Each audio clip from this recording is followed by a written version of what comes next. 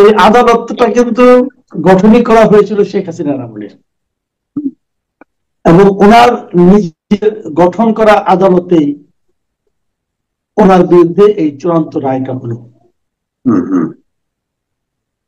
এটা আসলেই মানে খুব ইন্টারেস্টিং যে এরকম মানে এই আদালত আগে ছিল না, কারণ যে মানবতা বিরোধী অপরাধের উনি যে আদালতে গঠন করলেন সেই আদালতে ওনার কিন্তু মৃত্যুদণ্ডের আদেশটা হলো, এবং সেখানে কিছু আইনও পরিবর্তন করা হয়েছে। করা হলেও যে রায় যেটা হয়েছে এই রায় নিয়ে ঢাকা শহরে আমরা কিছু বিপরীত কিছু নেতিবাচক প্রতিক্রিয়া দেখেছি, ঢাকার বাইরেও হয়তো হয়েছে নেতিবাচক প্রতিক্রিয়া, কিন্তু সেই প্রতিক্রিয়ার পেছনে হয়তো আবেগ কাজ করেছে। আমি জানি না আসলে কিভাবে কি কাজ করেছে। আবার এই রায়টাকেও অনেকে রাজনৈতিক, যেমন আমি তাৎক্ষণিক ভাবে ভারতের একটা পত্রিকা দেখলাম, এনডিটিভি নাকি একটা পত্রিকা দেখলাম আমি, যে আওয়ামী লীগ একটা প্রেস রিলিজে জানিয়েছে এটা রাজনৈতিক পক্ষপাতদুষ্ট এবং রাজনৈতিক প্রতিহিংসার কারণে দেওয়া হয়েছে।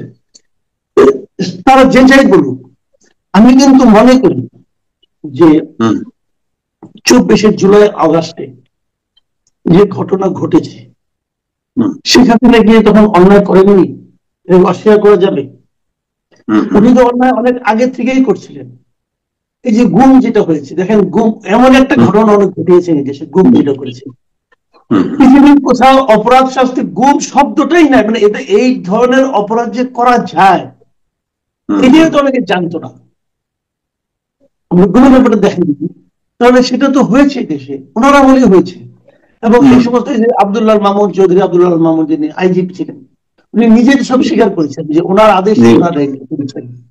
তো এটাকে তো ভাই আপনি রাজনৈতিক দৃষ্টিকোণ থেকে দেখলে হবে না, কিন্তু অপরাধ করেছেন এবং অন্যায় করেছেন এবং তার শাস্তি তো পেতেই হবে, আপনি যেই হন না কেন।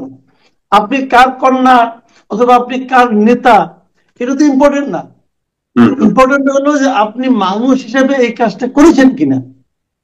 যদি করে থাকেন তার শাস্তি আপনাকে পেতে হবে ভাই।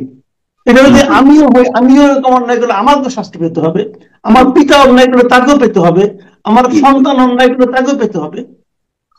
আমার মন খারাপ হতে পারে, আপনার মন খারাপ হওয়া, কেউ যদি মন খারাপ করেন এটা যথার্থ, তা করতেই পারে, তার মন বিভিন্ন কারণে খারাপ হতে পারে। কিন্তু আমি যদি সামগ্রিক ভাবে সামাজিক দৃষ্টিকোণ থেকে, সমাজের দৃষ্টিকোণ থেকে দেখি, দেশের দৃষ্টিকোণ থেকে, আইনের শাসনের দৃষ্টিকোণ থেকে দেখি, তাহলে কিন্তু এই দায় সরকার প্রধান হিসেবে ওনাকে নিতে হবে। এবং মামলা তো আরো কয়েকটা আছে, সেগুলো আগের মধ্যে কি হবে আমরা দেখি। পাশাপাশি এটাও আবার ঠিক যে আমাদের এখানে যেটা হয়, আমাদের এই মামলাগুলিতে আদালতের এই সমস্ত রায়, এই ধরনের রায় যখন যে সমস্ত রায় আপনি মনে করেন যে সমস্ত মামলায় আসামি হিসেবে অথবা বাদী হিসেবে রাজনৈতিক নেতৃবৃন্দ জড়িত থাকেন, তখন কিন্তু আমরা দেখি যে একটা কমন একটা মানে অভিযোগ তোলা হয় যে রাজনৈতিক ভাবে এটা পক্ষপাতদুষ্ট, রাজনৈতিক ভাবে মোটিভেটেড, হ্যাঁ, এবং মানে সুবিচার হয়নি, এই ধরনের অভিযোগ কিন্তু আমরা শুনি। কিন্তু রাজনৈতিক নেতৃবৃন্দের বিরুদ্ধে কি তাহলে কোনো মামলা হতে পারে না? তারা কোনো অন্যায় করে না, অন্যায় তো করে। যদি আমি মনে করি যে শাস্তি, এই যে রায়, এই রায়টা আমাদেরকে মানে একভাবে নিয়েছে। আমার মনে হয় যে 24-এর যে গণহত্যায় তখন হয়েছে 1,500 লোক মারা গেছে 1.5 মাসের মধ্যে, 1.5 মাস না 36 দিনের মধ্যে, 36 দিনের মধ্যে। এটা একটা বিশাল ঘটনা। এবং সেটা হলো কি, যে রাষ্ট্রের দায়িত্ব ছিল তাদেরকে নিরাপত্তা দেওয়ার, তাদের হাতেই তাদের মৃত্যু হয়েছে। এই অপরাধটাকে আপনি একদম ওড়াই দিতে পারেন না, এটা বড় অপরাধ। বিচার হয়েছে, এখন এই বিচার তার পরবর্তী গতি প্রকৃতি যে অগ্রসর হবে, সামনে হয়তো এটা আপনার আপিলে যাবে, আপিল বিভাগে যাবে, কিভাবে যাবে বুঝতে, ওনাদের পক্ষে তো কেউ নাই, শেখ হাসিনার পক্ষে তো কেউ মামলা আসলে সেভাবে, যদিও এখানে একজন সরকার উকিল নিয়োগ করেছে, ওনার অবস্থানটা কি ছিল এটা আমরাও জানি, আপনারাও জানেন, পত্রপত্রিকায় দেখেছি।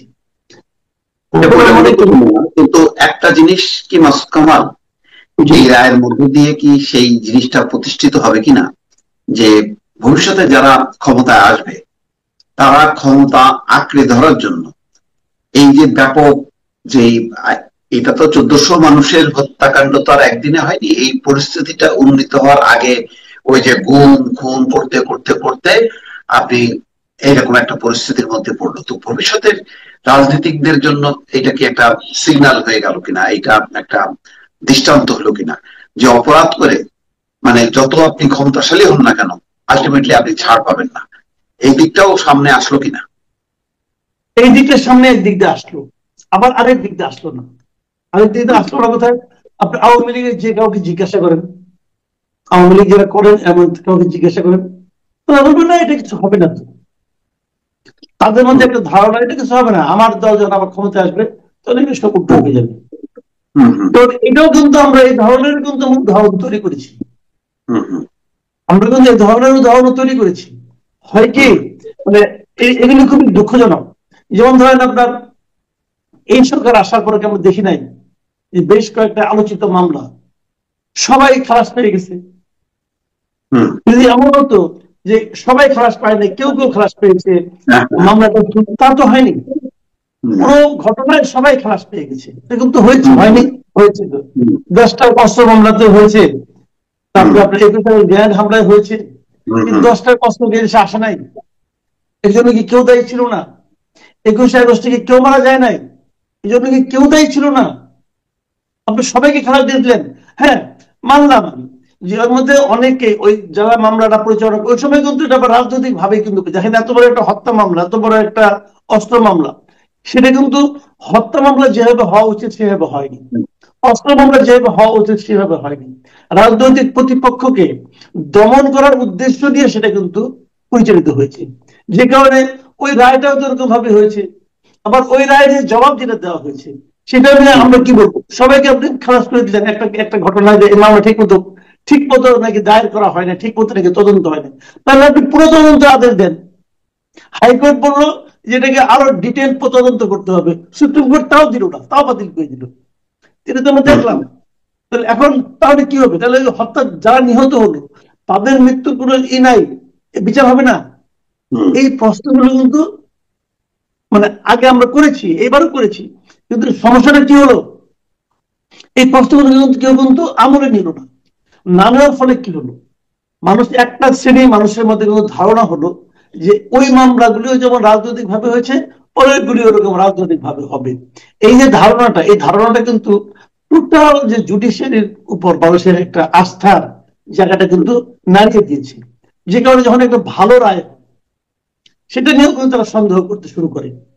তো এই জায়গাগুলোতে আগামী যে কথা আপনি বলেন, আগামী তো তারা ওইভাবে ভাবে, তারাও এরকম করেছে, আমরা এরকম করব, এই ভাবনাগুলো কিন্তু রয়ে যায়। কিন্তু এটা কিন্তু টোটাল সমাজের একটা স্থিতিশীলতার জন্য আমি মনে করি ভালো না। অবশ্যই এই ঘটনা থেকেও যদি মানে রাজনীতিকরা যদি শিক্ষা না নেয় যে বাংলাদেশে ক্ষমতায় এসে কেউ মানে শোষক হবে না, কেউ স্বৈর শাসক হবে না, এটা যদি এই শিক্ষাটা যদি না হয় তাহলে তো এই এত মানুষের মানে প্রাণ যাওয়া, এই গণঅভ্যুত্থান সবকিছুই তো আসলে বৃথা হয়ে যাবে। কি মনে করেন? অবশ্যই শিক্ষা নিয়ে নেওয়া উচিত, সবারই শিক্ষা নেওয়া উচিত, কিন্তু আনফর্চুনেটলি শিক্ষাটা কেউ নেয় না। ওই যে আমরা তো বহুদিন আগে থেকে বলি এগুলো, ইতিহাসের সবচেয়ে বড় শিক্ষা হচ্ছে ইতিহাস থেকে কেউ শিক্ষা নেয় না। নিলে ভালো, যদি আগামী নেতৃত্ব এই শিক্ষাগুলি নেয় তাহলে হয়তো আগামীতে আমরা একটা সুস্থ স্বাভাবিক গণতান্ত্রিক রাষ্ট্র পেতে যাচ্ছি।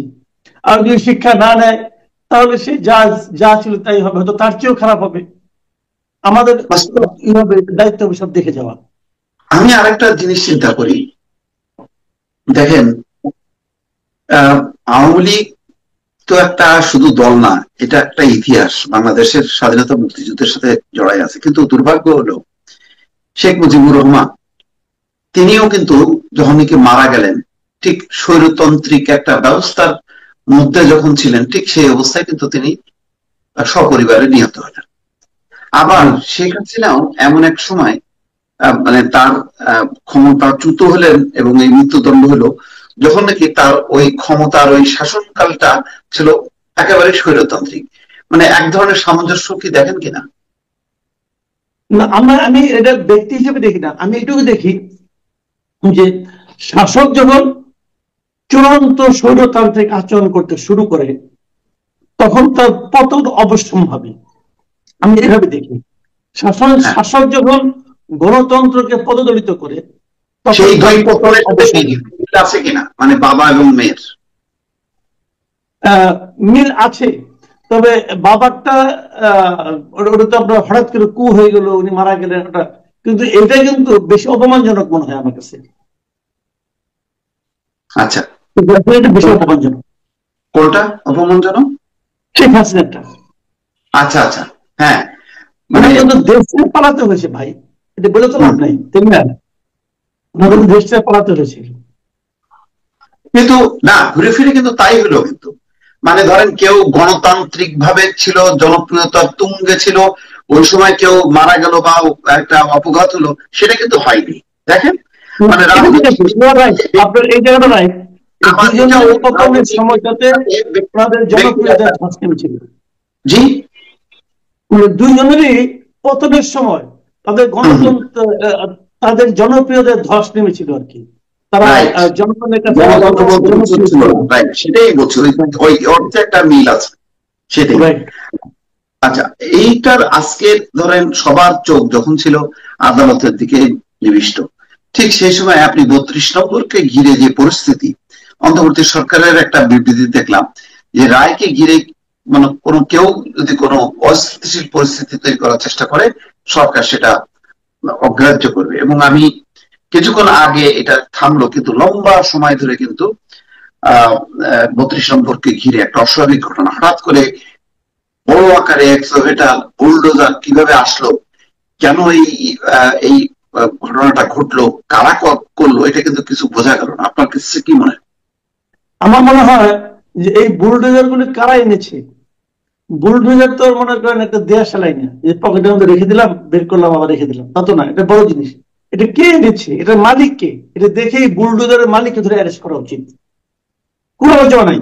এবং মালিকের কাছে যে এনেছে তাদেরকে অ্যারেস্ট করে তাদেরকেও দৃষ্টান্তমূলক সাজার আওতায় আনতে হবে। তাহলে আপনি খালি একটা সাজা দৃষ্টান্তমূলক দিবেন, আরেকটা কিছু করবেন না, এটা হয় না। এই সরকার এটা পারবে না। এই সরকারের সেই সামর্থ্য নাই, সেই আকাঙ্ক্ষাও নাই। যদি থাকতো, 13 তারিখে যখন নাকি এই 32 নাম্বারের সামনে একজন প্রৌঢ় মহিলাকে ধরে কতগুলি ইয়াং ছেলে মেয়েরা পিটাইলো, একটা যুবতী নারীকে দেখলাম বড় একটা লাঠি দেখে পিটাচ্ছে, তার মায়ের বসে তারপরে হামলা করা হলো, তাকে এবার মানে হত্যা মামলা। এটাই তো প্রমাণ করছে, ওই ঘটনায় তো প্রমাণ হয়েছে আমাদের এখানে আইনের শাসন কতটুকু আছে। দেখা যাচ্ছে আইনের শাসন কখনো কখনো খুব তীব্র, আবার কখনো কখনো একদম ঢিলা। তো বুলডোজারের ক্ষেত্রে একই জিনিস। বুলডোজারের মালিককে খুঁজে বের করা উচিত এবং তাকে অ্যারেস্ট করা উচিত, তাকে বিচারের আওতায় আনা উচিত। এবং এই মালিকের কাছ থেকে কে এনেছে, তাকে মালিক নিজে নিয়ে এসেছে উৎসাহ নিয়ে, তাদের বিরুদ্ধে অ্যাকশন নেওয়া উচিত। কারণ যখন একটা আইনের মাধ্যমে একটা বিচার হচ্ছে, তখন তুমি আইনের বাইরে গিয়ে তোমার এই কাজটা করার কোনো অধিকার নাই।